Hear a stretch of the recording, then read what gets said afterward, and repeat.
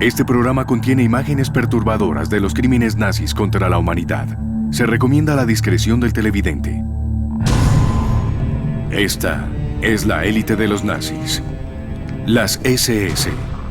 Y este es un ritual pagano o religioso basado en sus retorcidas ideas. El partido nazi no era una organización política como la entendemos. Era un culto, y en un culto te lavan el cerebro. Tenemos que comprender su sistema de creencias. ¿Cómo pensaban los nazis? Tenemos que meternos en su mente. Esa es un área que los historiadores no han querido tocar. No han querido adentrarse en las entrañas de la bestia. El culto de las SS sueña con reconstruir un mundo antiguo y siniestro, en el que los superhombres arios hacen uso de poderes mágicos y las razas inferiores son sus esclavos, donde los dioses paganos se adoran con sangre y el poder del Santo Grial es utilizado para destruir a los enemigos de Adolfo Hitler. Para nosotros en la actualidad suena totalmente extravagante, pero créanlo, porque la gente cree en lo increíble. Desde su cuartel general en un castillo, las SS buscan antiguos superhombres en el Tíbet y los restos de las armas de guerra mágicas de sus ancestros. Buscan las pruebas de que ellos son la raza superior y que su destino es gobernar el mundo. Ellos dirigían una de las mejores operaciones militares que el mundo haya conocido. Sin embargo, se trataba de personas psicóticas. No necesitaban pruebas científicas para lo que creían. Han pasado 7 décadas desde que Adolfo Hitler y sus matones esparcieron su maldad por el mundo. Y ha llegado el momento de develar los evangelios nazis. Los evangelios nazis justificaban el derramamiento de sangre.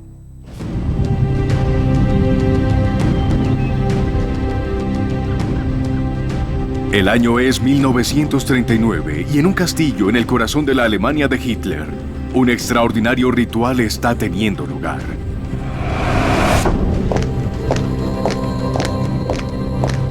Es una ceremonia de iniciación a la fraternidad de las SS. Una iniciación que plasma los evangelios nazis. Evangelios de una nueva y oscura fe. Esto equivale a una ceremonia satánica y al mismo tiempo es liberador, porque no tienes que prestar ninguna atención a alguno de los rituales y dogmas religiosos con los que te criaron.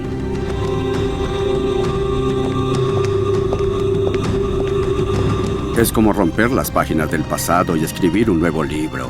De eso se trata el movimiento nazi.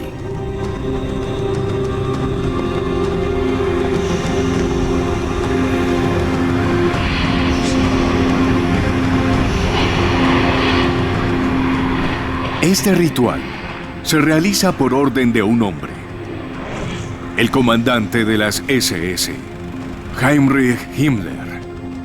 La idea de Himmler era crear un nuevo culto, una nueva religión del Estado.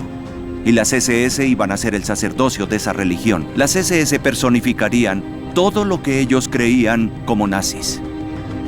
De pie ante el altar se encuentra un joven coronel de las SS y a su lado una iniciada en el culto nazi. El sacerdote pagano le entrega una daga que simboliza su admisión a la hermandad de las SS. Luego, pan y sal, que simboliza la raza y la patria alemana a la que las SS han jurado proteger. Como clímax de la ceremonia, ellos reciben una copia de la Biblia nazi, el libro del hombre que viene a ser profeta y dios del culto nazi, el Führer, Adolfo Hitler. Presidiendo todo este proceso está Hitler, el nuevo mesías político, el que llegó para salvar a Alemania. Hitler ha sido el amo de Alemania desde 1933. Si Hitler es el centro del culto nazi, Heinrich Himmler es el sumo sacerdote. Desde antes del ascenso de los nazis al poder, él ha comandado su escuadrón élite de protección, Schutzstaffel.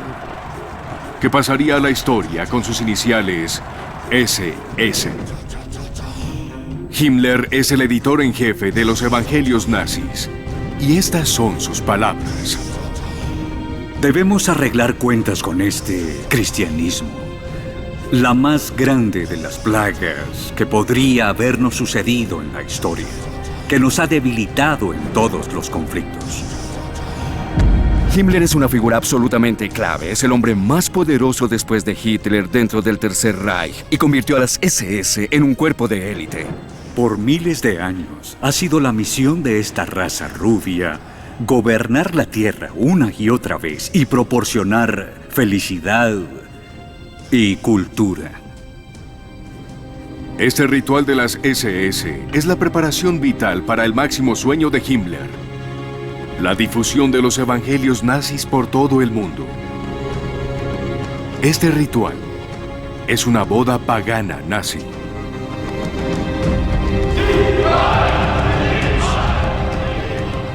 En contraste con el antiguo Estado y la Iglesia, las personas que quieran contraer matrimonio reciben consejo y se evalúa su idoneidad para casarse y su salud genética. Estos dos jóvenes alemanes, rubios y de ojos azules, son el tipo de pareja ideal de Himmler.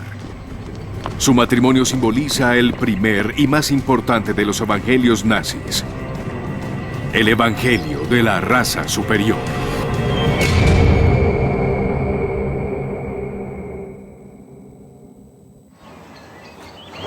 Es finales del siglo XIX.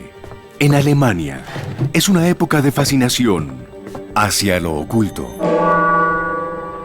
Esta fue una era de sesiones espiritistas cuando se puso de moda que la gente invitara a un medium después de la cena para contactar a los espíritus de los muertos. Miles de personas se unían a sociedades secretas ocultistas. La gente podía alejarse de la formalidad rígida de los salones victorianos y hablar del oriente, de los hinduistas, de las fascinantes proezas de los faquires que podían flotar en el aire. No eran solo los alemanes quienes se sentían atraídos por los misterios de lo oculto. Esta especie de proliferación de las sociedades secretas existía no solo en Alemania, sino en Estados Unidos, Gran Bretaña y otros lugares de Europa. En ciudades como Nueva York y Londres, todo era bastante inocuo. Pero no así en Alemania.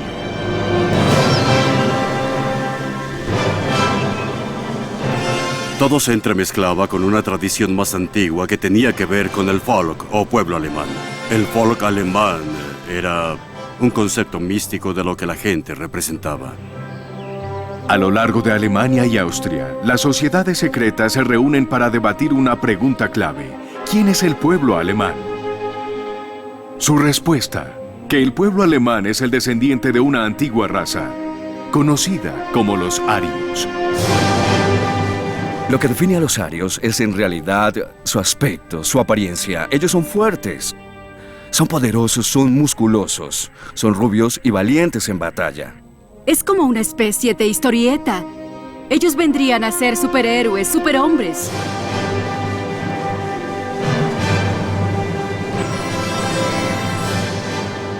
Los mitólogos comenzaron a describir al nuevo tipo de guerrero marcial ario como una especie de bestia rubia con hambre de botines y presas. Superhéroes rubios, fuertes, creadores de cultura. Una raza definitivamente superior. De hecho, nunca ha existido nada llamado raza aria. Pero eso no detuvo ninguno de los mitos sobre los llamados arios. Algunos afirmaron que habían migrado a la Europa septentrional desde el Tíbet, o desde la Atlántida, la antigua ciudad perdida bajo el océano, o de una misteriosa isla llamada Thule. Thule se refiere a un antiguo paraíso nórdico de donde se supone que desciende la raza aria y viene a ser como un cielo frío, nevado, helado. Los cultos idealizan a Thule como el equivalente nórdico del jardín tropical del Edén en la Biblia. Thule se convirtió casi en la idea de un bastión de los valores tradicionales que podrían ser redescubiertos y reinsertados en Alemania y en el mundo moderno. Las ideas sobre los antiguos arios se volvieron cada vez más extravagantes y cada vez más populares. Un culto incluso asegura que los arios eran, en realidad, dioses. Sugerían que estos dioses habían tenido poderes extraordinarios de telequinesis y telecomunicación, transmisión de pensamientos, habilidades basadas en sus poderes divinos. Como descendientes de estos antiguos arios endiosados, los practicantes creen que los alemanes modernos pueden redescubrir un día estos poderes.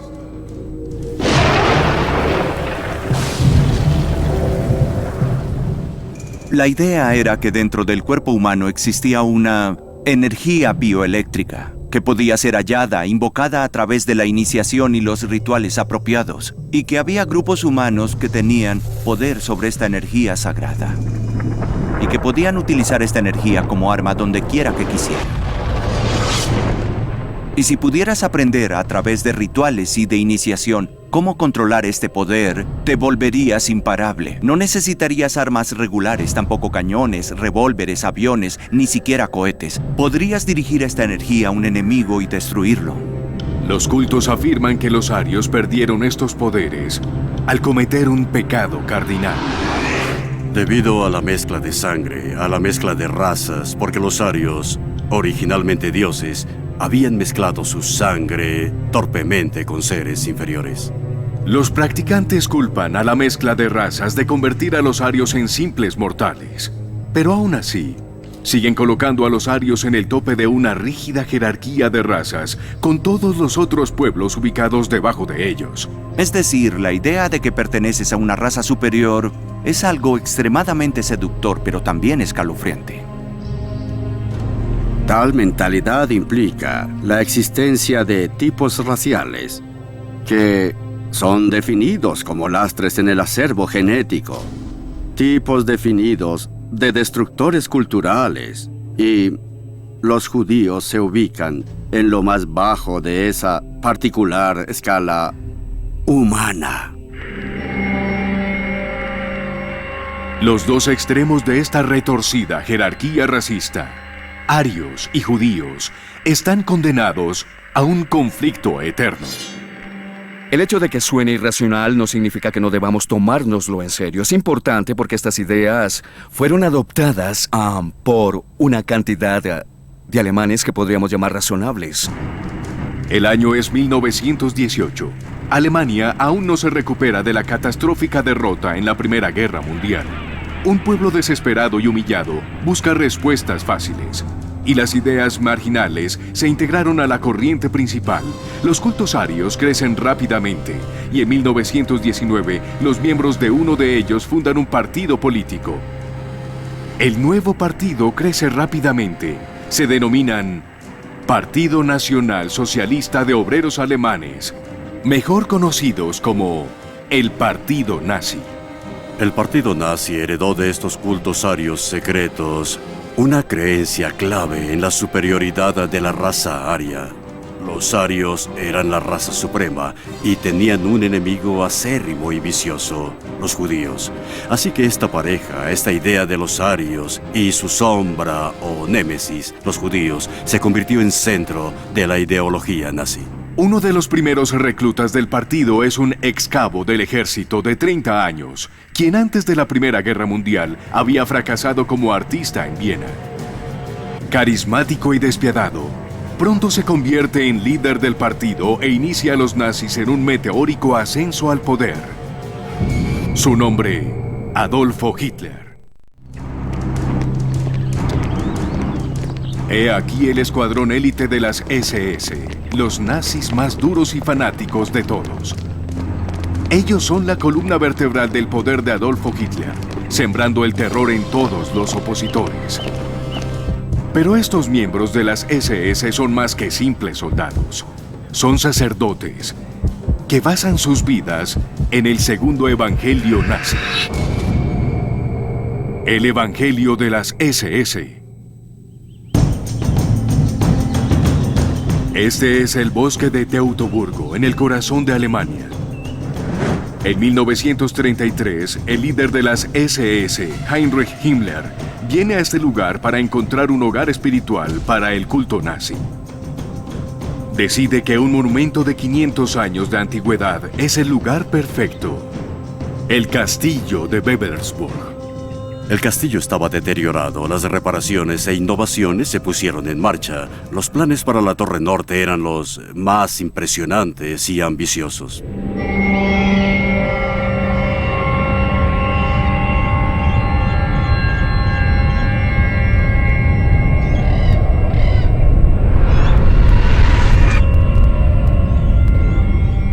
En la Torre Norte, Himmler construye lo que llama el Salón de los Generales de las SS. Su idea era convertirlo en una especie de Vaticano, el centro espiritual del Tercer Reich. Eso iba a ser, como él lo denominó, el punto medio del mundo. El eje sobre el cual el mundo entero giraría sería esencialmente este escalofriante castillo. No podemos imaginar nada más draculesco.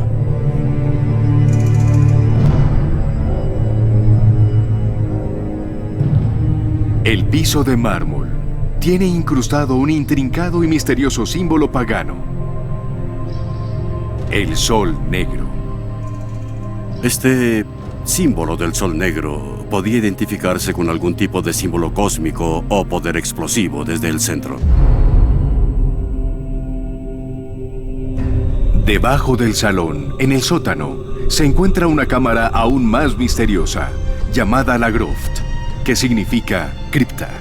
Cuando fallecieran, la idea de Himmler era que cremaran a los oficiales de las SS y las urnas se conservaran en el sótano, en el nivel inferior de Wewelsburg, en nichos especiales, 12 nichos alrededor del centro, para que la gente pudiera ir allí y meditar y reconectarse con las cenizas, con el legado de las SS y a través de las SS con los antiguos reyes de Alemania.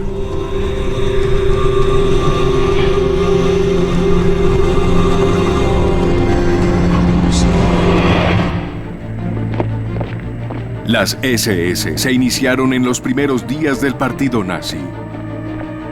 Como un movimiento político nacido en 1919, en el caos que siguió la catastrófica derrota de Alemania en la Primera Guerra Mundial. Habían perdido la guerra, había una enorme crisis financiera y eso llevó a un completo colapso de los valores y creencias. La crisis trae consigo una hiperinflación. Los ahorros de la gente repentinamente desaparecen. Sus pensiones pierden todo el valor. Con frecuencia tienen que cargar cubos llenos de dinero para comprar apenas una rebanada de pan. Los nazis culpan de la derrota de Alemania en la guerra a una conspiración entre los comunistas y los judíos y apelan al orgullo nacional. Los nazis causaron una buena impresión a los alemanes. No eran como los comunistas, desaliñados y a menudo con aspecto desaseado e indisciplinados. Los nazis lucían elegantes. Despreciando los compromisos de una democracia, ellos prometen un nuevo tipo de política con un fuerte liderazgo y gloria militar. Así que los alemanes vieron en este partido casi cualquier cosa que quisieron ver en él. Este fue el secreto de su éxito. Para acelerar su ascenso al poder, los nazis usan la violencia. Pandillas de matones entrenados intimidan, apalean y hasta asesinan a los opositores políticos. La más fanática de estas pandillas es la de las SS o Schutzstaffel, que significa Escuadrón de Protección. En rápido ascenso en las SS se encuentra Heinrich Himmler. En 1929, recibí la orden del Führer de asumir el liderazgo de todas las unidades de la SS en todo el Reich, formadas por un total de 280 hombres, y convertirlas en una confiable organización de élite para el partido.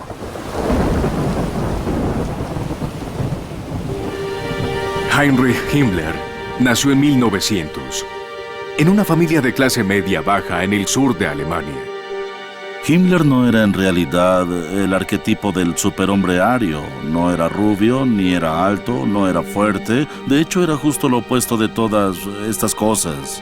Pero eso lo compensó, convirtiéndose en el niño más temido por todos en la clase.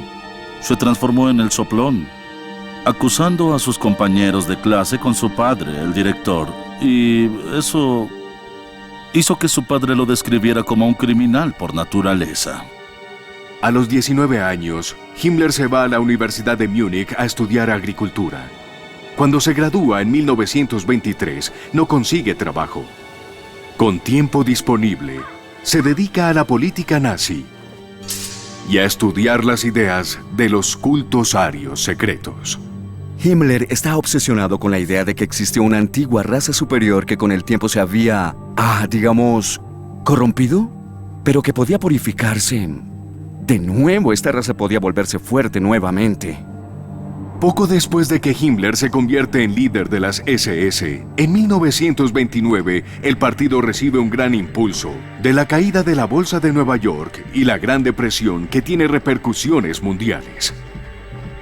Alemania ya tiene problemas económicos y todo va de mal en peor. Los nazis están listos para explotar la situación. Su campaña, que de hecho era una especie de eslogan recitado interminablemente, era Alemania despierta, así que de algún modo Alemania se había quedado dormida, si se quiere. Según los nazis, Alemania necesita despertarse con un nuevo tipo de líder. Entonces, en la elección de 1933, el partido gana con el más alto porcentaje de votos.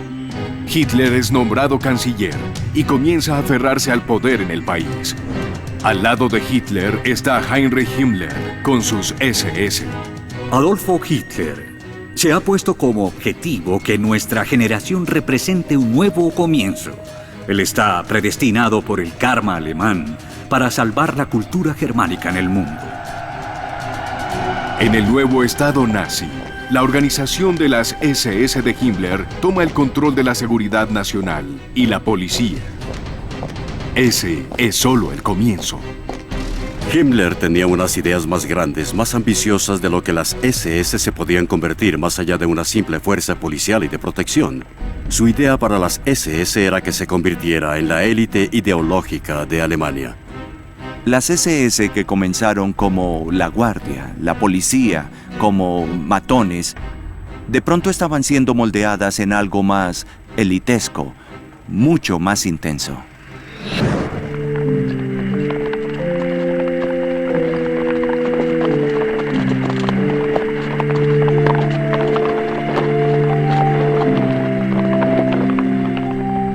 Nunca olviden que somos una orden de caballeros, de la que no podemos retirarnos, para la que somos reclutados por la sangre y dentro de la que permanecemos en cuerpo y alma. La inspiración de Himmler son las órdenes caballerescas medievales, como los templarios, los caballeros teutones e incluso los míticos caballeros de la Mesa Redonda del Rey Arturo. Sus ideas comenzaron a casi proclamar las ideas antiguas de la caballería, de las órdenes de caballeros. Las SS serían casi la nueva superorden de caballería de la Alemania nazi. El diario de un joven recluta de las SS revela el atractivo de esa nueva orden de caballeros nazis. Fui vencido por el ardiente deseo de pertenecer a esta gente. Quería escapar de mi vida infantil y limitada y quería aferrarme a algo que fuera grande y fundamental. A aquellos considerados aptos para convertirse en héroes de las SS se les otorga el más valioso símbolo de esta orden caballeresca, el anillo de la calavera. Os confiero el anillo de honor de la SS. Las runas opuestas a la calavera son símbolos sagrados de nuestro pasado, con el que nos hemos reconectado a través de la filosofía del nacionalismo. Lucid vuestro anillo con honor. Estos rituales te contaminan a ser más obediente, a ser menos crítico de las actividades que realizas, te acostumbras a realizar acciones sin cuestionarlas, actos que parecen diferentes o extraños. Si tu grupo te impulsa a hacer algo que atenta contra tu moral personal tradicional, te disuaden de seguir tus valores, terminas olvidando que tenías ideas propias sobre las cosas. Para 1935, el castillo de Wewelsburg es establecido como un centro de culto de las SS. Sus rituales pueden comenzar concienzudamente. Estos rituales se inspiran en misteriosas creencias paganas, creencias que, según los nazis, fueron practicadas en la Germania de miles de años atrás. Este es el tercer evangelio nazi, el evangelio de los dioses paganos.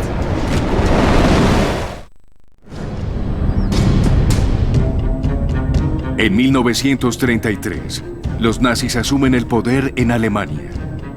Adolfo Hitler ejerce el máximo poder, y junto a él, Heinrich Himmler, líder de los soldados de élite de los nazis, las SS. Hitler es la mente maestra política. Himmler es el arquitecto del renacimiento religioso que pretende reemplazar el cristianismo alemán con paganismo.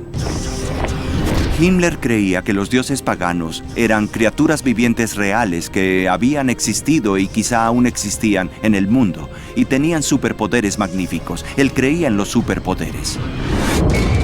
El evangelio de los dioses paganos.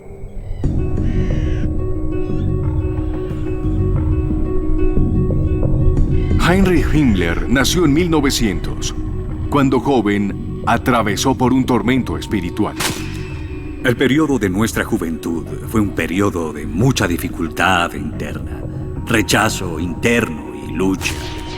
Mi padre era, según la tradición familiar, un cristiano confeso. Pero no hablamos de religión, con la excepción de las discusiones sobre el perjuicio político y los efectos corruptores de la iglesia cristiana, sobre lo cual estamos de acuerdo. Ahora que Himmler está en el poder, es hora de retribuir. Los nazis, en resumen, intentaban deshacer 2 milenios de historia humanista cristiana. Debemos volver nuestra vista a esa era dorada, cuando nuestros ancestros nórdicos de la nueva edad de piedra erigieron esos poderosos monumentos de piedra, 3 o 4 milenios antes de Cristo. Para Himmler, ser alemán significaba ser un alemán antiguo y pagano. Y él creía en esto con toda sinceridad. Era una persona de la nueva era para su época. Himmler estaba realmente en una posición suprema de poner estas ideas que ante nuestros ojos quizás eran locas en la práctica. En medio de un bosque en Alemania Central están las Externsteine, o piedras exteriores. Estas son 5 columnas de formas extrañas que se yerguen por encima del bosque. Para los nazis este era un lugar sagrado. La iglesia intentó convertirlo en un lugar cristiano por un tiempo, de allí que haya tallas en las piedras con motivos cristianos, pero para los nazis en realidad era un sitio pagano, de adoración pagana. Es como el Stonehenge alemán, de alguna manera. Según los investigadores nazis, este lugar fue otrora escenario de rituales de sangre. Cada sistema esotérico de religión ha reconocido el sacrificio humano como indispensable para apaciguar las deidades. Lo que hoy llamamos ejecución es el último remanente de los sacrificios humanos sangrientos. El sacrificio humano era parte de la completa visión del mundo. El sacrificio humano era algo aceptable. Las civilizaciones hicieron sacrificios humanos por todo el mundo. Aztecas, mayas, tenemos ejemplos de sacrificio humano en Europa, en África y en Asia. El derramamiento de sangre era algo que los dioses exigían y además necesitaban. Himmler considera el área alrededor de las Externsteine como el lugar más auténticamente pagano de Alemania. A pocos kilómetros se encuentra el castillo de Wewelsburg, el nuevo cuartel general de las SS. En 1935 se inician los rituales paganos.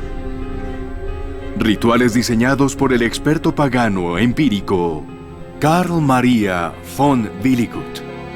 Carl Maria Willigut era un antiguo oficial del ejército que había pasado por varias instituciones para enfermos mentales y era el arquetipo loco que tenía ideas locas. Willigut cree que él es una reencarnación de los antiguos reyes arios. Willigut le dijo a Himmler que podía recordar todas sus reencarnaciones, remontándose hasta 10.000 años. Tenía recuerdos vívidos de cada reencarnación. Eso significaba que recordaba perfectamente la Germania antigua, la religión pagana germánica de la era paleolítica y antes de la llegada de los romanos.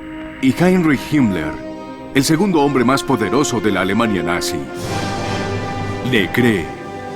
Ahí estaba el hombre que iba a ayudarlo a recrear el paganismo nazi, porque este hombre lo recordaba.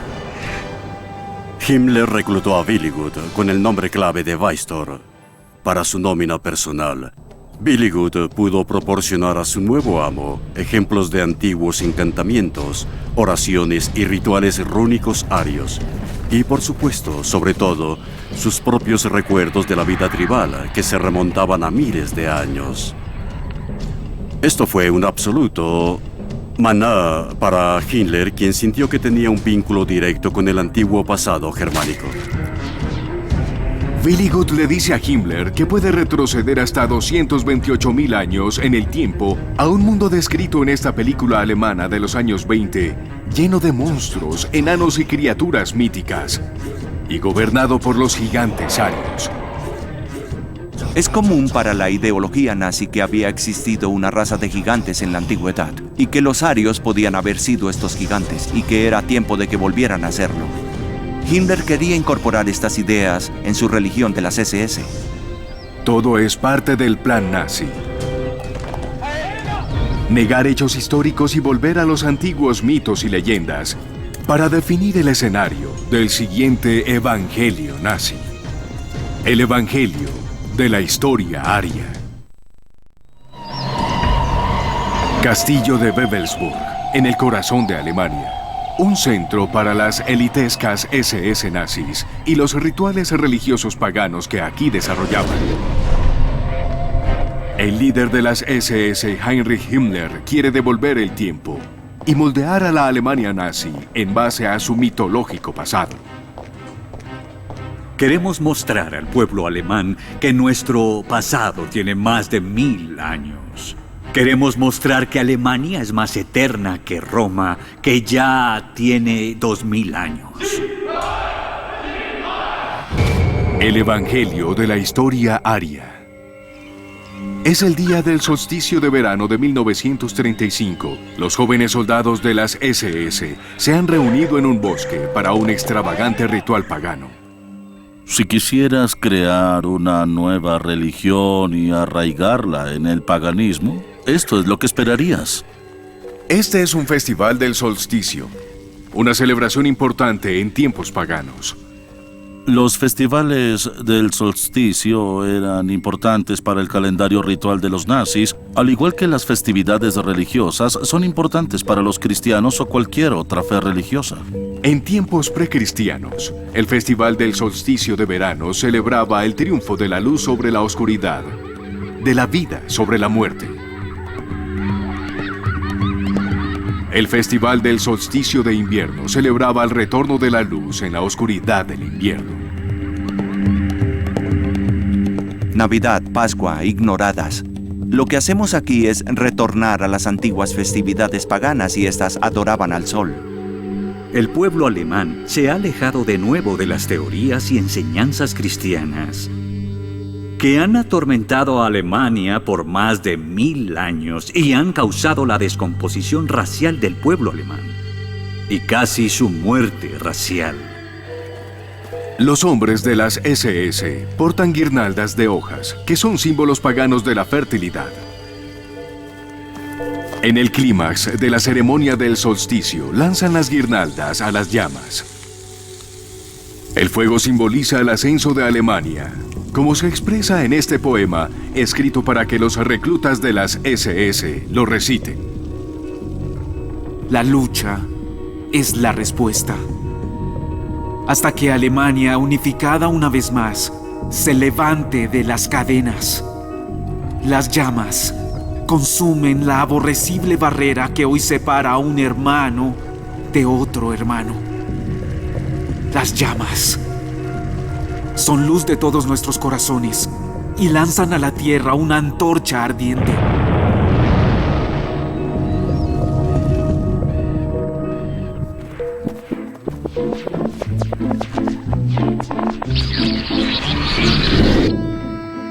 Los nazis también establecieron festivales para celebrar la historia y la cultura alemanas. En este elaborado desfile, los hombres están vestidos como caballeros medievales. A su lado, marchan los caballeros modernos de las SS. Gran parte del sentido de identidad nacional alemán tiene en realidad base histórica y los nazis sacan provecho de eso. Quieren recrear o infundir una nueva forma de identidad nacional, así que escogen ciertos fragmentos del pasado alemán que de algún modo encajan con su evangelio particular.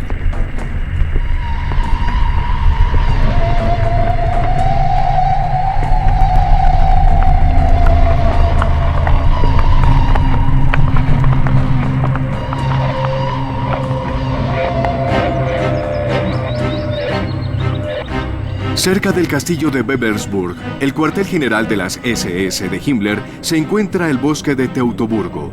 Aquí se encuentran las antiguas piedras conocidas como Externsteine, y cerca de ellas, un enorme monumento a un héroe antiguo, Arminio, el germano.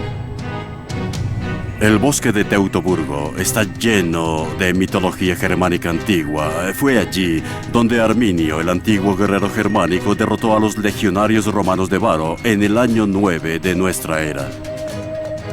La aplastante victoria de Arminio sobre las legiones del Imperio Romano significa que Roma nunca conquistó a las tribus germánicas. Esta película de los años 20 celebra su vida. Para los nazis, Arminio es el arquetípico héroe ario. La adoración del héroe, la gran admiración al soldado y la glorificación del combate. Existe un rico legado al que los nazis podían recurrir. La historia nazi carece de un ingrediente crucial, la evidencia. Así que hallar alguna se convierte en una obsesión para el líder de las SS, Heinrich Himmler. Él convierte al castillo de Bebelsburg en el cuartel general de una nueva unidad de las SS, la Ahnenerbe. Cualquiera que haya visto Cazadores del Arca Perdida sabe sobre la Ahnenerbe. El núcleo nazi, que estaba buscando el Arca de la Alianza, salió directamente de los archivos de la Ahnenerbe. Si eras investigador y no trabajabas en una universidad, tal vez podías conseguir trabajo en la Ahnenerbe. Lo único que tenías era que seguir la línea y concluir en las mismas ideas que Himmler quería oír. Quería oír sobre paganismo, quería oír sobre religiones antiguas y cultos misteriosos. Le encantaban esas cosas. La Ahnenerbe de las SS rápidamente se convirtió en centro para los académicos nazis. Estos intelectuales nazis buscaban cuestionar las universidades tradicionales y sus ideas consideradas influenciadas por judíos.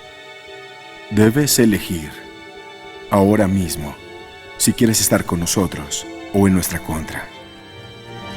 Cuidado. Ven a nuestro lado antes de que sea demasiado tarde. Los académicos nazis realizan estudios detallados de lo que ellos afirman que es la auténtica cultura aria. En particular, se basan en las antiguas escrituras conocidas como runas. Las runas se encuentran ampliamente difundidas en el norte de Europa y datan de tiempos precristianos. Su significado es con frecuencia misterioso, pero los nazis creen que pueden desentrañar sus secretos. Solo las runas todavía susurran lo que es cierto en la esfera terrestre. Las runas le susurran a nuestro pueblo, ya que ellas las poseyeron primero. El conocimiento rúnico resuena en nuestros corazones. El trabajo de la Ahnenerbe es hacer proselitismo con las ideas nazis y también practicar un poco de arqueología para respaldarlas. Sus esfuerzos los llevan por toda Alemania. Aquí Himmler visita una excavación de la Ahnenerbe cerca de Berlín. Deben investigar lo siguiente. Hallar todos los lugares del mundo cultural germánico ario donde podamos ver evidencia de un rayo saliendo de un martillo. Así como las esculturas del dios Thor, presentadas con una pequeña hacha en la mano emitiendo luz.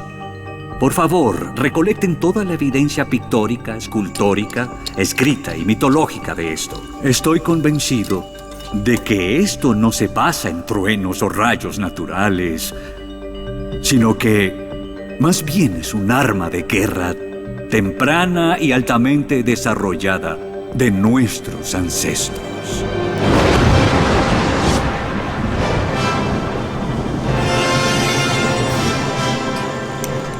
La Ahnenerbe rápidamente encuentra la evidencia apropiada. Cuando excavamos en suelo alemán, en algunos puntos en las fronteras del campo, encontramos apenas a pocos palmos de la superficie piezas valiosas de cobre, plata y oro. La calidad del trabajo artesanal, el arte y la belleza clásica es difícil de alcanzar incluso para nosotros, hombres modernos y tecnológicamente muy avanzados. Todas son tonterías. La Ahnenerbe de Himmler solo lo está engolosinando con las historias que él desea oír. Esta era Alemania, una tierra de tremenda cultura, de avances científicos, y de pronto todo se descarriló a esta otra área, este campo de las ciencias ocultas, la creencia en la Antártida, en poderes místicos. Esto es algo casi imposible de entender en la actualidad. Que el hombre que manejaba la más temida fuerza de policía secreta que la historia ha conocido era un hombre que creía en estas cosas imposibles. Es importante entenderlo.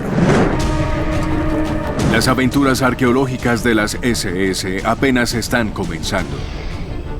Heinrich Himmler ha puesto su empeño en la búsqueda de una reliquia legendaria que ha fascinado a escritores y estudiosos a lo largo de la historia.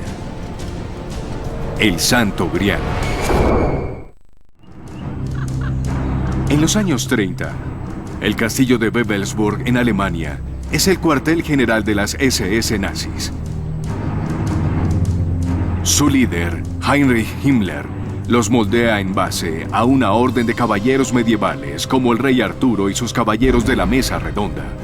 Wewelsburg es el Camelot nazi. Y como el rey Arturo antes que él, Himmler envía a sus hombres a buscar una antigua reliquia religiosa. El Evangelio del Santo Grial. ¿Qué es el castillo de Wewelsburg y Camelot sin un Santo Grial? Así que, obviamente, Himmler se tomó en serio lo de encontrar el Santo Grial y llevarlo allí. El Santo Grial es la copa que se dice que fue usada por Jesús en la Última Cena. Algunas historias también afirman que fue utilizado para recolectar gotas de la sangre de Cristo cuando sangraba en la cruz. Fascinó a los europeos medievales, que decían que poseía poderes mágicos, como curar a los enfermos y garantizar la vida eterna. Pero para los nazis, significaba algo más. El cáliz no era la copa que Cristo usó en la Última Cena, ni la que recogió la sangre de Cristo en la crucifixión. Para él, el Santo Grial era una reliquia pagana. Era una copa antigua o quizás una piedra antigua que poseía tremendos poderes ocultistas. Otto Rahn es un joven historiador alemán que investiga sobre el Santo Grial. Su trabajo llama la atención del consejero de Himmler sobre lo oculto, Karl Maria von Willigut, y él está a punto de cambiar la vida de Rahn para siempre. Otto Rahn se estaba abriendo camino como escritor independiente cuando un día Willigut se puso en contacto con él. Estaba interesado en su libro. Willigut llamó la atención de Himmler hacia Rahn y Himmler quedó fascinado. Himmler pidió conocer a Rahn y le hizo una oferta que éste no pudo rechazar. ¿Qué tal si se convertía en escritor a tiempo completo en la nómina de las SS? Rand trabajaba independiente y no tenía un centavo, así que comenzó a trabajar para ellos. Rand viaja al ruinoso y antiguo castillo de Montségur, en los Pirineos, al sur de Francia. Este era el último bastión de una secta herética cristiana de la Edad Media, llamada los cátaros, quienes fueron cruelmente perseguidos por la corriente principal de la iglesia. Pero cuenta la leyenda que ellos eran los guardianes secretos del Grial. Siempre ha existido un trasfondo en la mitología popular que dice que el Santo Grial fue descubierto por los cruzados en el siglo XI y devuelto a Europa. En 1244, un ejército del rey francés inició un asedio a Montségur para intentar acabar con los heréticos cátaros. Tras muchos meses, los cátaros se rindieron y fueron masacrados al pie de la colina. 220 hombres, mujeres y niños fueron quemados en una enorme hoguera. Pero según las historias que Rand escucha de los lugareños, un pequeño grupo de cátaros escapó al asedio trepando por los muros del castillo durante la batalla final, llevando con ellos la reliquia sagrada de su fe. Algunos dicen que la reliquia sagrada era el Santo Grial. Los cátaros dejaron que algunos escaparan con el Grial por la ladera de la montaña y se dice que este fue enterrado en algún lugar en las cuevas cercanas a Montségur.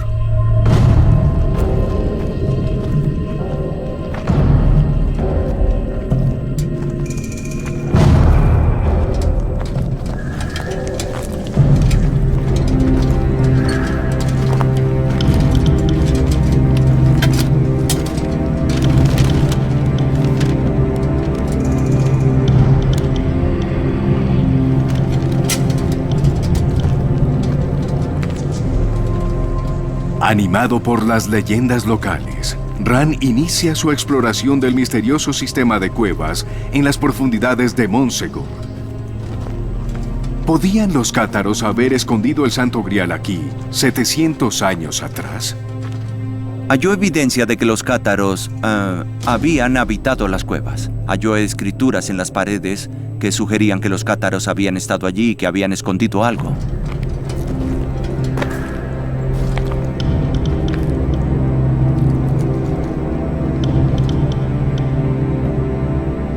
De vuelta en Wewelsburg, Himmler construye una cámara especial a la que nombra el Salón del Grial. Si yo fuera Otto Rand, estaría muerto del terror. No puedo darme el lujo de decepcionar a Heinrich Himmler. Tengo que mostrar algún progreso. Tengo que mostrar que voy por el camino correcto, si no mis días están contados. Se podrán imaginar lo que sería tener esta presión encima. Te han encomendado una labor imposible, una labor que nadie ha sido capaz de completar. Nadie encontró la desaparecida Arca de la Alianza en la famosa búsqueda de Indiana Jones, cazadores del Arca Perdida. Nadie la halló. Nadie halló el Santo Grial. Nadie halló nada de esto. Y ahora Himmler te dice que tienes que hacerlo. Así es que estás condenado. Sabes que estás condenado desde el principio. Rand le envía informes a Himmler. Le dice que ha encontrado pistas, que va por el camino correcto, pero no está ni cerca del camino correcto. Nadie está seguro si él estaba siendo timado por los lugareños franceses que ya habían tenido suficiente gente buscando el Grial. Rand se desespera y gasta cada vez más el dinero de Himmler en su inútil búsqueda. Lo que hizo fue pasar el mayor tiempo posible buscando en las cuevas, lo más alejado posible de Himmler, hasta que lo llaman de nuevo a casa y no tiene otra opción. Debe afrontar las consecuencias.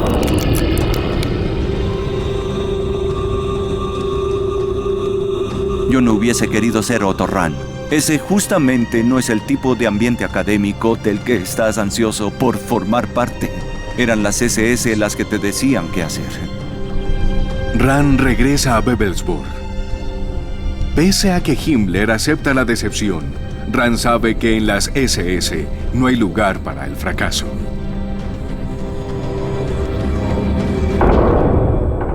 Rand era esencialmente un esteta, un intelectual y también homosexual, características que no sentaban muy bien dentro de las SS. Rand comienza a vivir una doble vida dolorosa y extraña. Solo es cuestión de tiempo para que Himmler averigüe la verdad acerca de Rand. Su homosexualidad se había hecho pública. Rand pidió que le permitieran marcharse de las SS, lo cual era algo muy singular. Se internó en las montañas del Tirol al final de una tarde de marzo de 1939 y su cuerpo fue hallado 6 meses más tarde. Es evidente que se había suicidado allí. La muerte de Rand marcó el fin de la búsqueda nazi del Santo Grial. Himmler pronto desarrolla una nueva obsesión.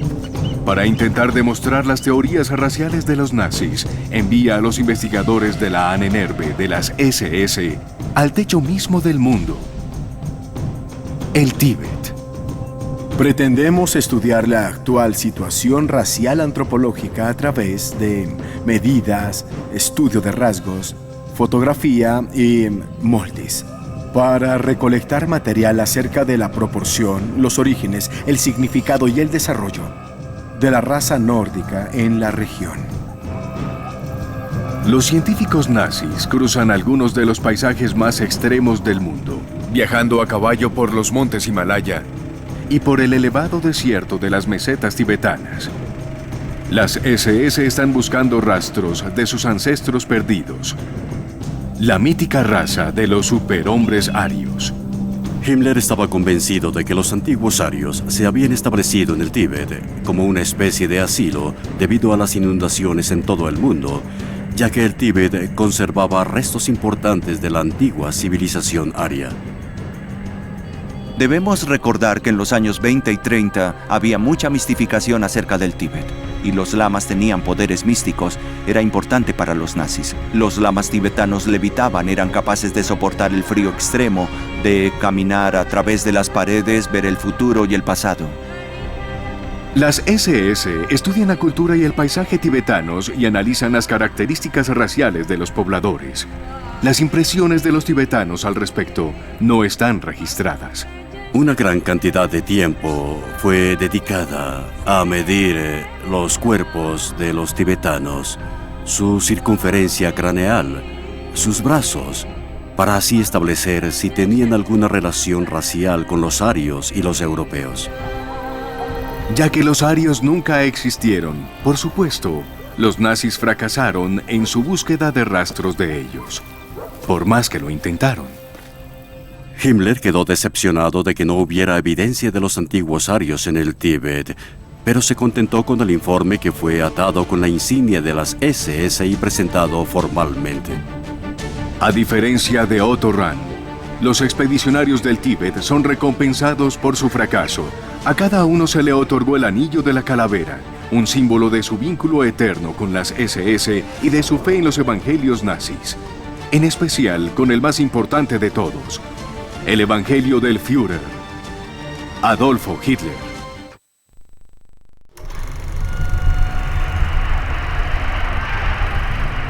En la década de los 30, alemanes de todas las edades son acogidos por el proceso nazi, semejante a un culto de manipulación y lavado de cerebro.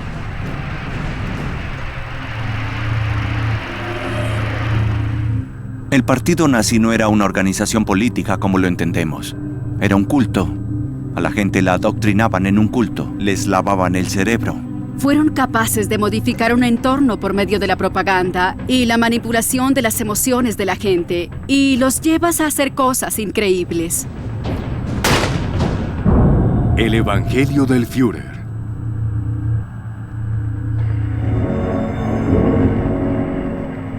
Es 1934. Y el autoproclamado salvador de Alemania se dirige a la pequeña ciudad de Nuremberg.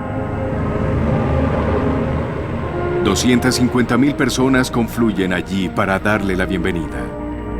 Este famoso documental, El triunfo de la voluntad, lo muestra descendiendo desde el cielo como un semidios. La ciudad entera está emocionada. El Führer, Adolfo Hitler, ha llegado. Mis parientes en Múnich me contaban las historias cuando yo estaba pequeño. Decían, escucharemos un discurso de Hitler, y uno podía estar seguro de que esto sería una gran experiencia. Los cánticos, las marchas, y el entusiasmo de la multitud, y la manera como Hitler manejaba al público, la forma en que los tenía en la palma de su mano. Emocionados jóvenes nazis entonaron cantos y poemas en honor de Hitler. Si nos pide todo lo que tenemos, se lo entregamos. Porque creemos en usted. Le juramos lealtad. Nadie puede romper ese juramento. Ni siquiera usted. Solo la muerte puede romperlo.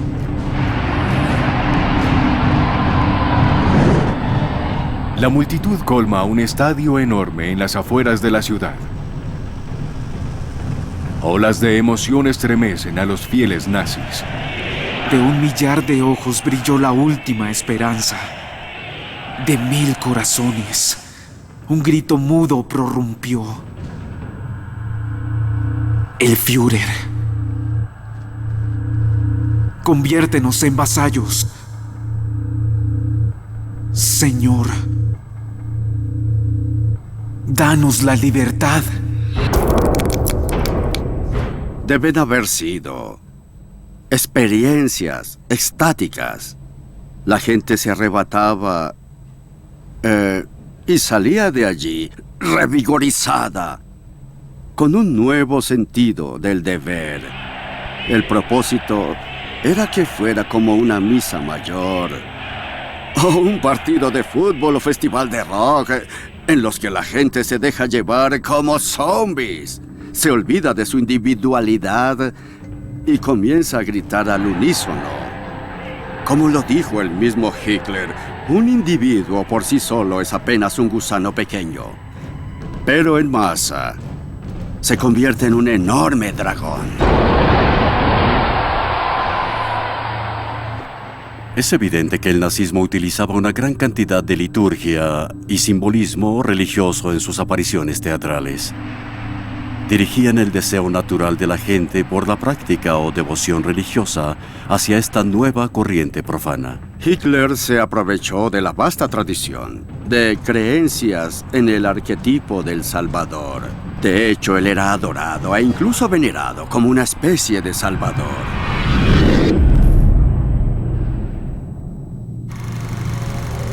La tecnología de vanguardia lleva el culto al Führer a todos los alemanes, incluso a esos que nunca llegan a ir a Nuremberg. El uso de películas fue muy eficaz para ampliar al público, para llegar a las personas que ni siquiera iban a las manifestaciones. Esto les permitía vivir la experiencia a pesar de que no estuvieran ahí, se sentían parte del movimiento. Los cineastas nazis crean obras maestras de la manipulación. Cuando observas a las multitudes frente a ti, te sientes casi tan poderoso como Hitler debió haberse sentido estando de pie en el podio mirando a la multitud desde arriba. Eso produce un fuerte sentido de fortalecimiento. Pero luego, esa escena se corta y enfocan de nuevo a Hitler, y lo ves parado allí en el podio y te colocas de nuevo en el lugar de la multitud.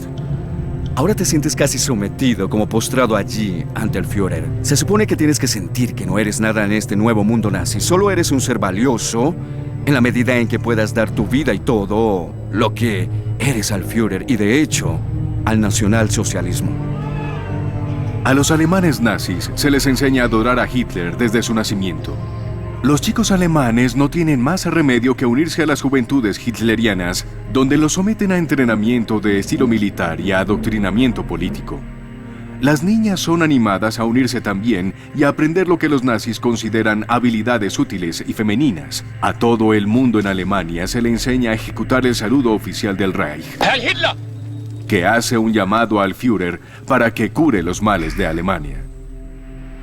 En alemán, los nazis decían Heil. Heil en alemán significa no solo salve, como en salve César, también significa curar. El evangelio del Führer es más fuerte que cualquier ley. incluso que las leyes de la naturaleza. Los nazis tuercen la ciencia para que encaje con su maligna visión del mundo. Y ese es el siguiente evangelio nazi.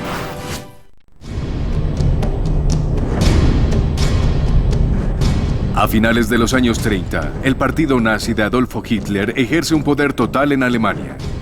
Cada aspecto de la vida debe doblegarse ante la cosmovisión nazi, incluyendo la ciencia. Recordemos que eran las personas que dirigían el país, quienes dirigían una de las mejores operaciones militares que el mundo haya conocido. Personas desarrollando armas de destrucción masiva. Se trataba de personas psicóticas. No necesitaban pruebas científicas para apoyar sus creencias. El Evangelio de la Ciencia Aria.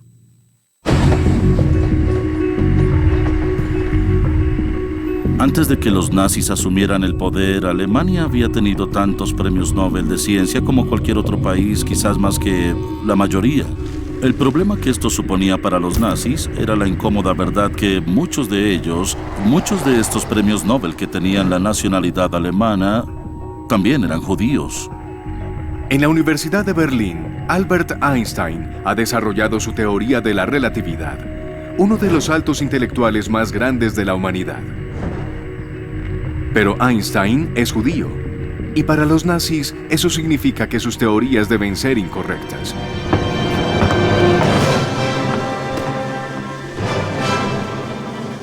Einstein ha explicado las leyes fundamentales que rigen el cosmos. Los nazis quieren una alternativa. El que sale al paso es el más bien excéntrico físico alemán Hans Horbiger y su aún más excéntrica teoría del hielo universal.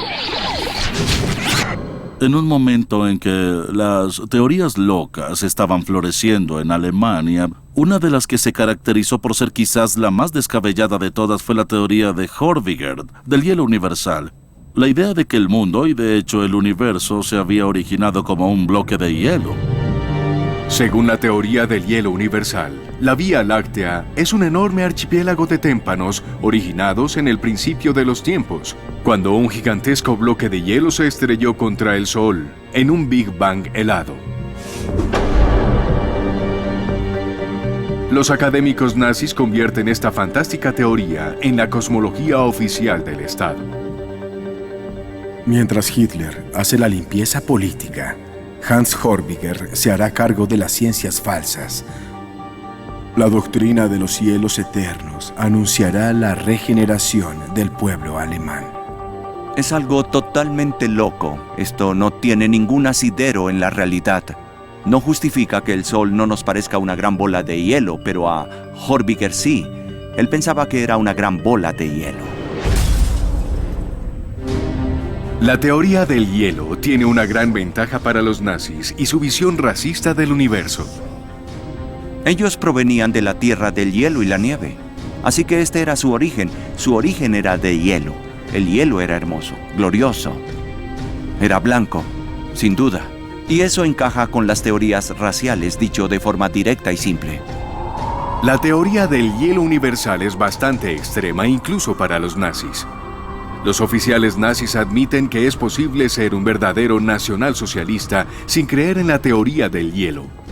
Sin embargo, es obligatorio creer en el dogma central del nazismo: la superioridad de la raza aria. Podemos afirmar con orgullo, según la más reciente y minuciosa investigación racial, que somos el pueblo más antiguo.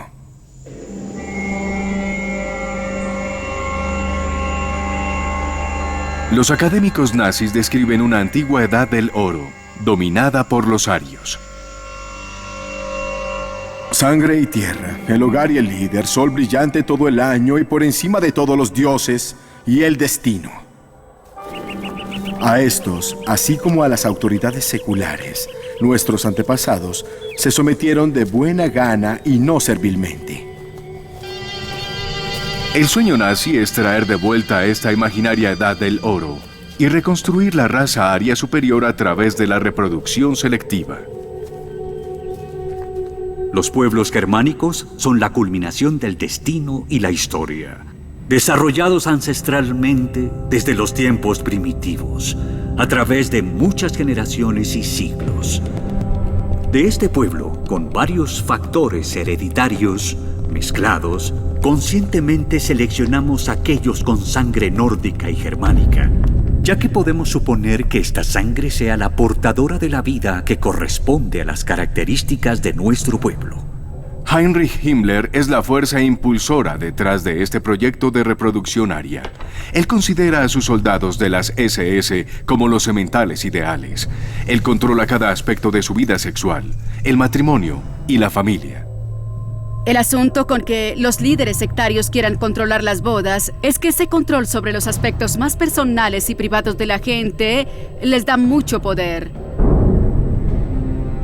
Si alguien puede controlar las relaciones maritales, si puede controlar la sexualidad, si puede controlar el dinero de la gente, son formas muy personales y privadas de obtener el control sobre la población. Para llegar a nuestro orden, abordamos el tema como si fuéramos fitomejoradores tratando de reproducir una buena cepa antigua que ha sido adulterada y envilecida. Seleccionamos una y otra vez y desechamos aquellos ejemplares inadecuados. Cada miembro de las SS representaba el coraje, la destreza militar y la sangre pura, y su apareamiento, su búsqueda de una novia aria adecuada era parte importante para garantizar su progenie, su descendencia. Por lo tanto, el matrimonio era una especie de pacto para engendrar gran cantidad de niños arios. Estamos obligados, cada vez que nos reunamos, a deliberar sobre nuestros principios de sangre, selección y resistencia. La ley de la naturaleza es inalterable al respecto. Lo que es resistente, lo que es fuerte, es bueno. Este archivo fílmico muestra el proyecto de reproducción nazi en ejecución. Estos niños inocentes son producidos dentro del proyecto. Sus padres se juntaron para crear la raza superior y prepararla para dominar el mundo. De acuerdo con los evangelios nazis, solo puedes librar con éxito esta guerra de conquista global si has purificado tu propia raza. En este momento, el estado en que está la Alemania de los años 20 y 30 es de corrupción. Se requerirán años de reproducción, de reconstrucción, para crear una raza bastante fuerte para librar esta guerra. A lo largo de los años, el proceso de reproducción y selección de sangre debe ser continuo, acompañado de la eliminación de aquellos que no se adapten a nosotros por razones de carácter, de fuerza de voluntad y, por lo tanto, de sangre.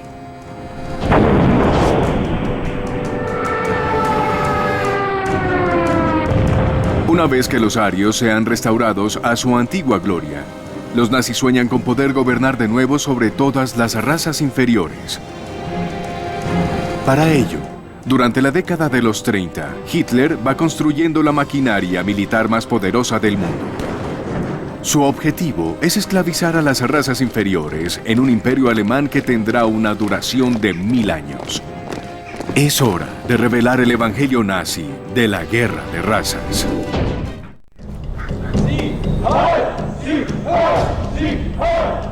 Los nazis se ven a sí mismos como la raza aria superior.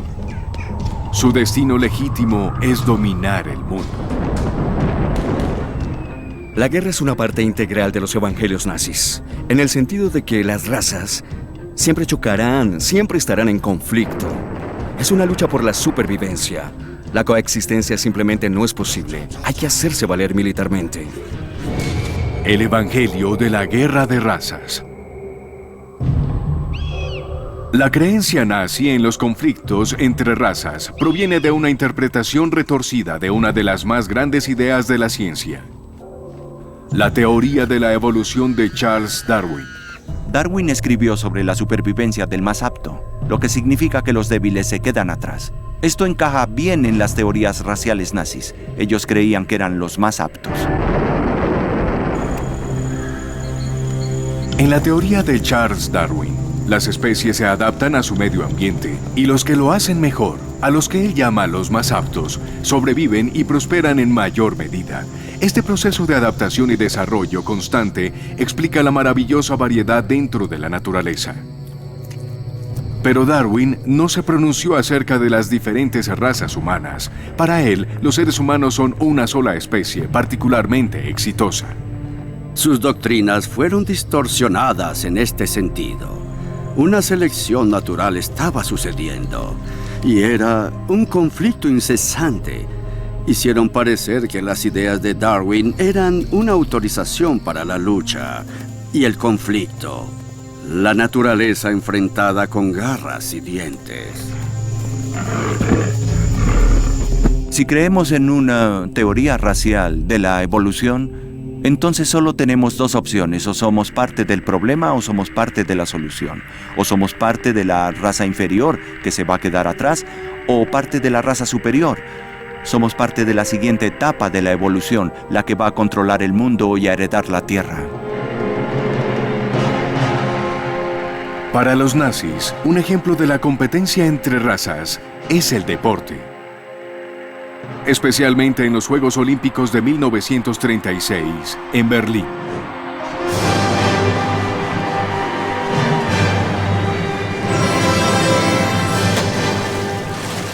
Hitler cree que sus Olimpiadas serán una demostración de la superioridad aria.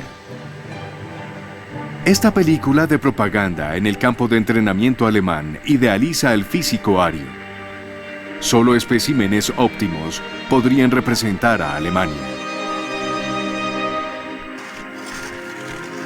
Parte del entrenamiento alemán es extraño, pero los nazis se toman muy en serio los Juegos Olímpicos.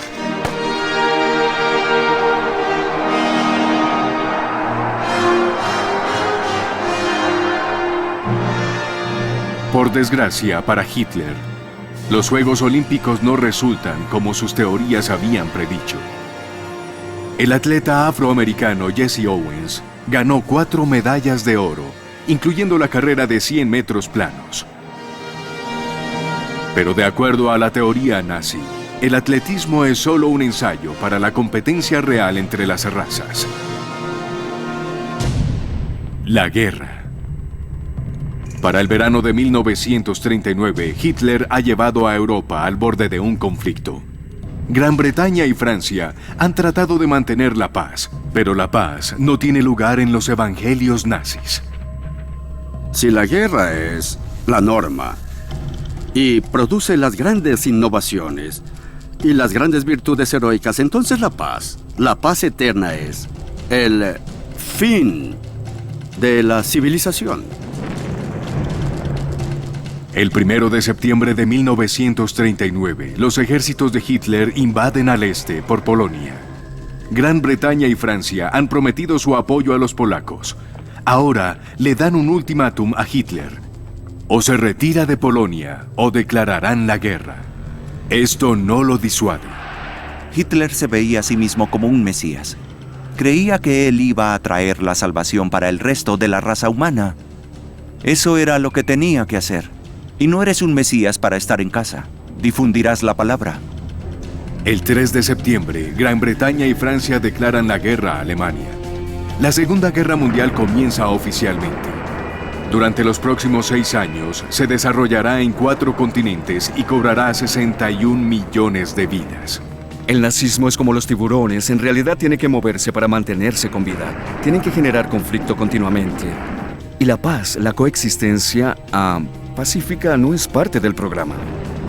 Iban a someter a los pueblos del mundo. Este era su plan de acción. Europa primero. Después de eso lo que vendría sería el resto del mundo. Les dejó hacia los japoneses. Dejó por el momento en paz a América del Norte y América del Sur, pero instituyó una red de asociaciones alemanas en todo ese continente.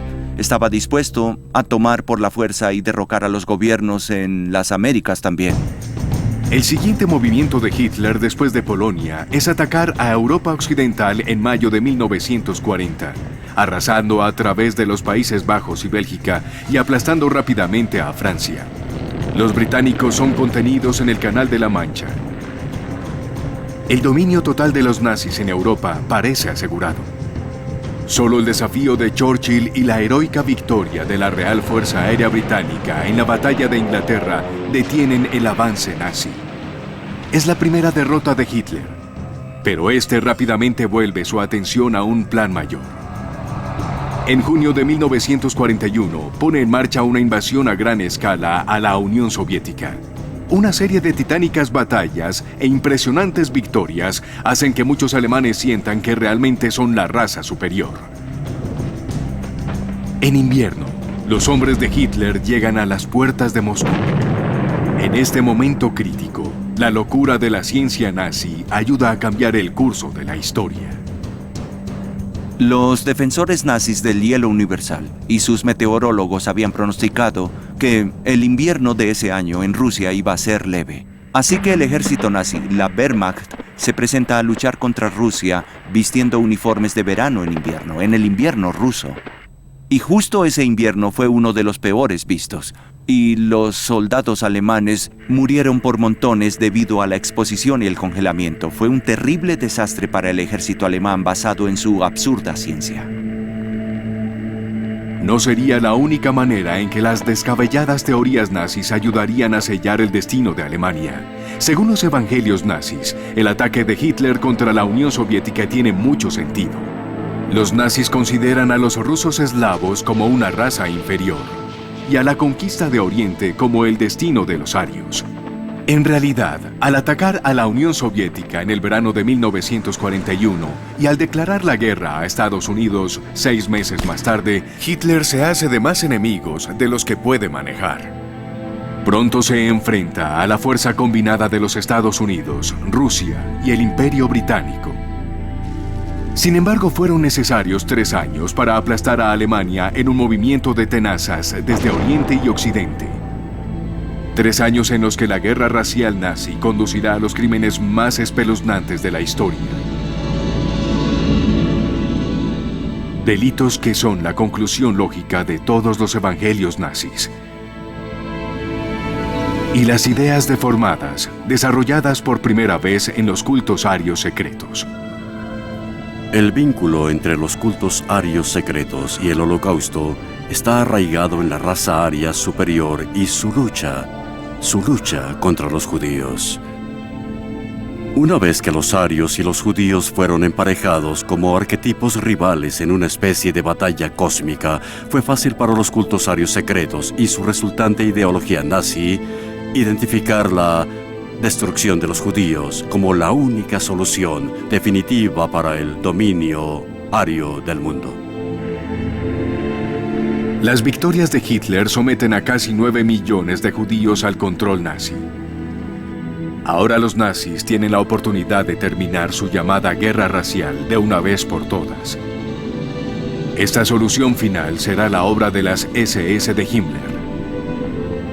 Ellos son los primeros en aplicar el asesinato masivo de civiles, los campos de concentración y las cámaras de gas. El último evangelio nazi es el más terrible de todos.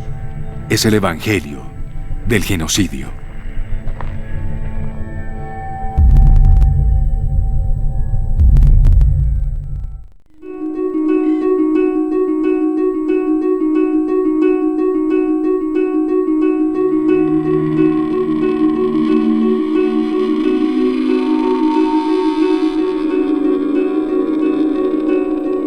Los nazis ven la Segunda Guerra Mundial como una guerra entre la raza aria superior, es decir, los alemanes, y razas inferiores como los rusos y otros eslavos, y sobre todo los judíos.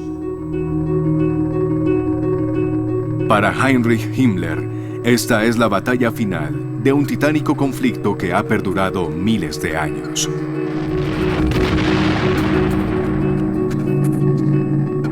Desde que existe el hombre en la Tierra y la lucha entre las razas humanas y las razas subhumanas ha sido la norma histórica.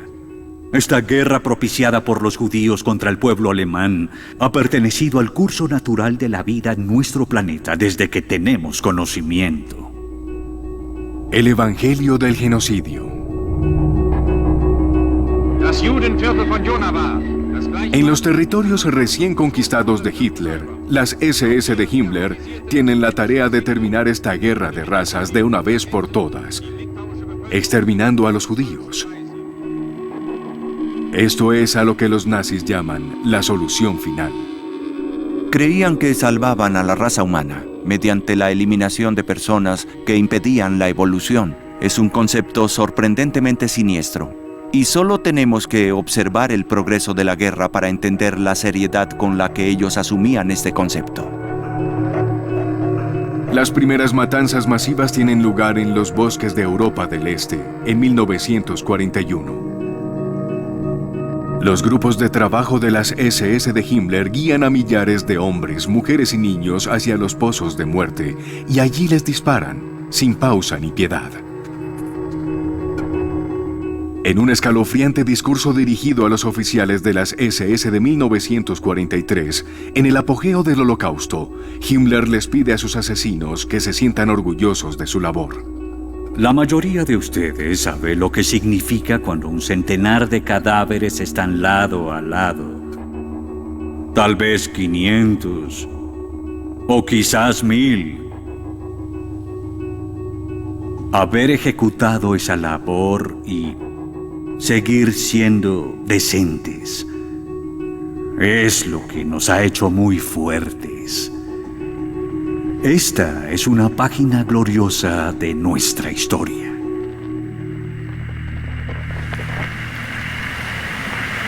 Una carta de un joven recluta de las SS de 22 años de edad, Karl Kretschmer, escrita a su familia en Alemania tras un día de matanza, revela su disgusto por sus propias acciones, pero también muestra cómo los evangelios nazis fortalecen su determinación.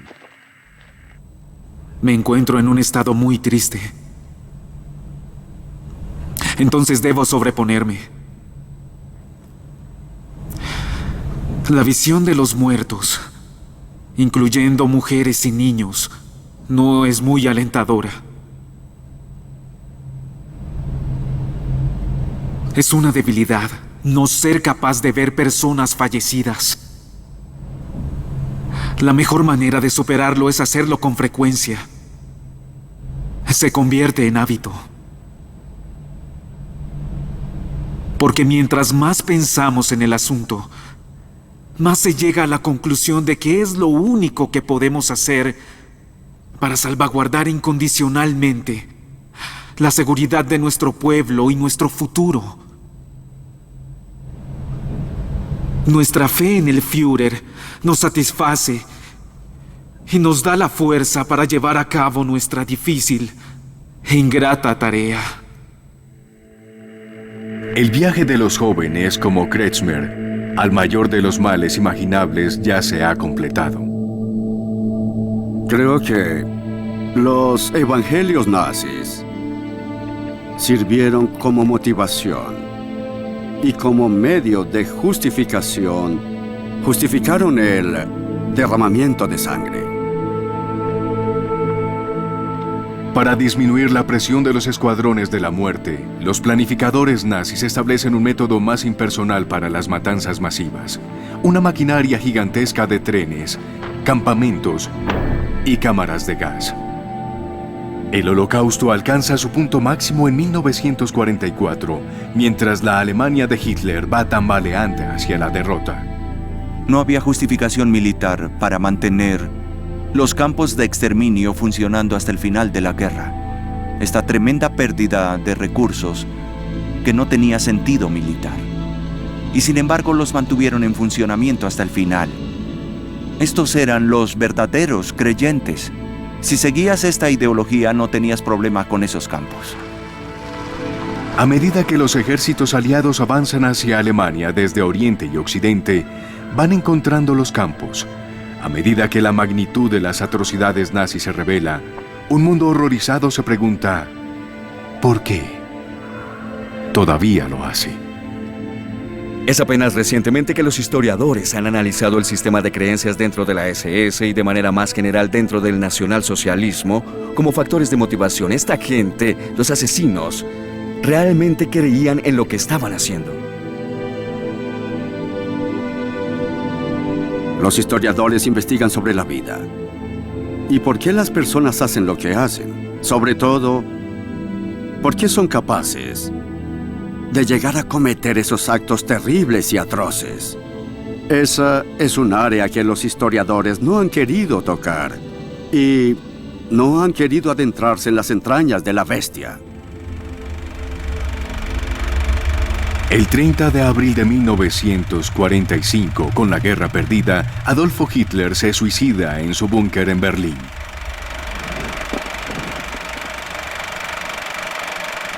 El 22 de mayo, Heinrich Himmler es capturado por los británicos y acusado de crímenes de guerra. Pero antes de enfrentarse al tribunal, se traga una píldora de cianuro. Los evangelios nazis mueren con ellos. Los líderes nazis sobrevivientes son juzgados por crímenes de guerra. Los juicios se celebran en Nuremberg, elegida por ser escenario de las masivas concentraciones nazis en la década anterior.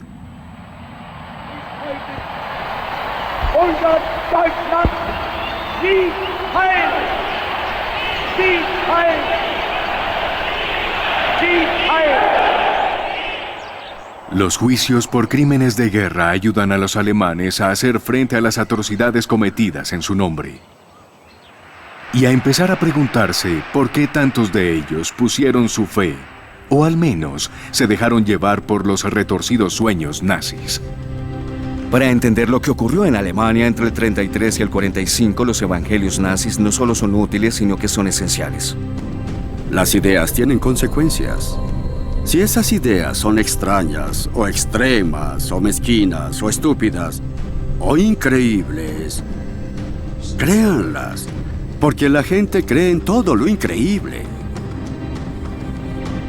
El poder de las ideas malignas e irracionales y la forma en que se pueden utilizar para tratar de justificar crímenes terribles son el testimonio imperecedero de los evangelios nazis.